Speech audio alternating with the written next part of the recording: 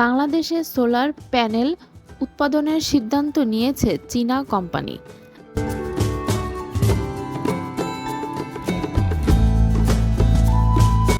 বাংলাদেশে নিযুক্ত চীনের রাষ্ট্রদূত ইয়াও ওয়েন বলেছেন, বিশ্বের বৃহত্তম সৌর প্যানেল উৎপাদনকারী প্রতিষ্ঠান লংগি বাংলাদেশে একটি অফিস স্থাপন এবং সোলার প্যানেল উৎপাদনে বিনিয়োগের সিদ্ধান্ত নিয়েছে। রাষ্ট্রদূত বলেন, চীনের বেশ কয়েকটি শীর্ষ সোলার প্যানেল নির্মাতা বিনিয়োগের সুযোগ অনুসন্ধানের জন্য ডিসেম্বরে বাংলাদেশে সফর করে।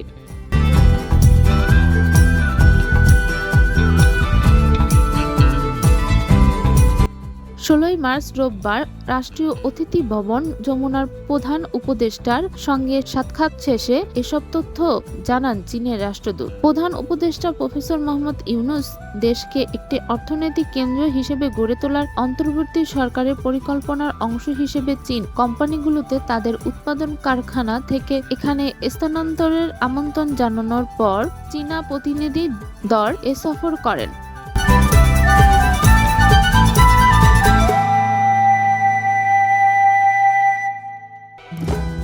রাষ্ট্রদূত ইয়াও ওয়েন বলেন, বাংলাদেশ সফরে আসা কোম্পানিগুলোর মধ্যে লংগি সহ অন্তত দুটি চীনা প্রতিষ্ঠান বাংলাদেশে অফিস ও কারখানা স্থাপনের সিদ্ধান্ত নিয়েছে। প্রধান উপদেষ্টা প্রফেসর মোহাম্মদ ইউনূসকে রাষ্ট্রদূত বলেন, তারা খুব শীঘ্রই বাংলাদেশে বিনিয়োগ করবে।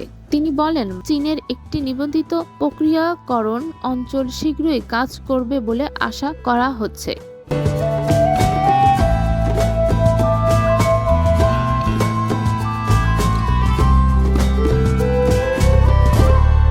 ইয়াং ওয়েন বলেন, চীনের প্রধান উপদেষ্টার আসন্ন আনুষ্ঠানিক সফর হবে দুই বিশ্বস্ত ও ঘনিষ্ঠ বন্ধুর মধ্যে ৫০ বছরের দীর্ঘ সম্পর্কের মধ্যে সবচেয়ে গুরুত্বপূর্ণ সফর। প্রফেসর ইউনূস বাংলাদেশে আরও চীনা বিনিয়োগকারীকে স্বাগত জানিয়ে বলেন, যেসব কোম্পানি পশ্চিমা দেশগুলোতে পণ্য রপ্তানি করতে চায়, বাংলাদেশ তাদের জন্য শীর্ষ উৎপাদন কেন্দ্র হতে পারে।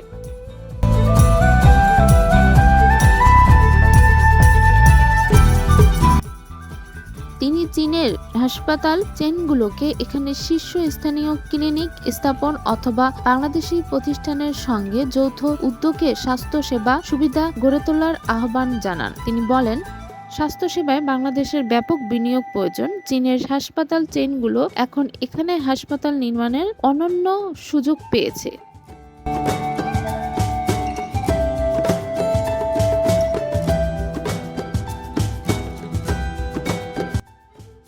রাষ্ট্রদূত বলেন, চীন বাংলাদেশি রোগীদের জন্য দেশটির দক্ষিণাঞ্চলীয় শহর কুনমিংয়ে ৪টি হাসপাতাল ডেডিকেট করেছে।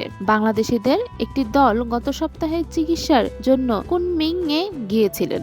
রাষ্ট্রদূত আরও বলেন, সফরকালে বিশ্বের অন্যতম শীর্ষ শিক্ষা প্রতিষ্ঠান পিংকি বিশ্ববিদ্যালয়ের সফর ইউনূসকে সম্মানসূচক ডক্টরেট ডিগ্রি প্রদান করবে।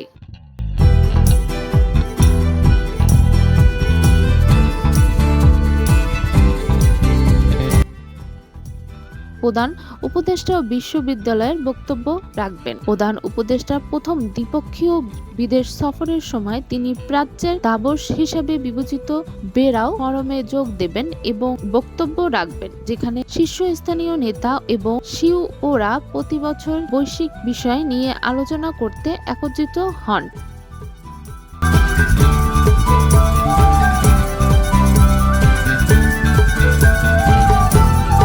প্রফেসর ইউনূস পরিবর্তনশীল বিশ্বে এশিয়া অভিন্ন ভবিষ্যতের দিকে শীর্ষক বক্তৃতা দেবেন। চীনের নির্বাহী ভাইস প্রিমিয়ারও অধিবেশন চলাকালে তার সঙ্গে যোগ দেবেন। প্রধান উপদেষ্টা আগামী ২৮ মার্চ চীনের প্রেসিডেন্ট শি জিনপিং এর সঙ্গে সাক্ষাৎ করবেন। বৈঠক শেষে দুই দেশ একটি যৌথ বিবৃতি দেবে।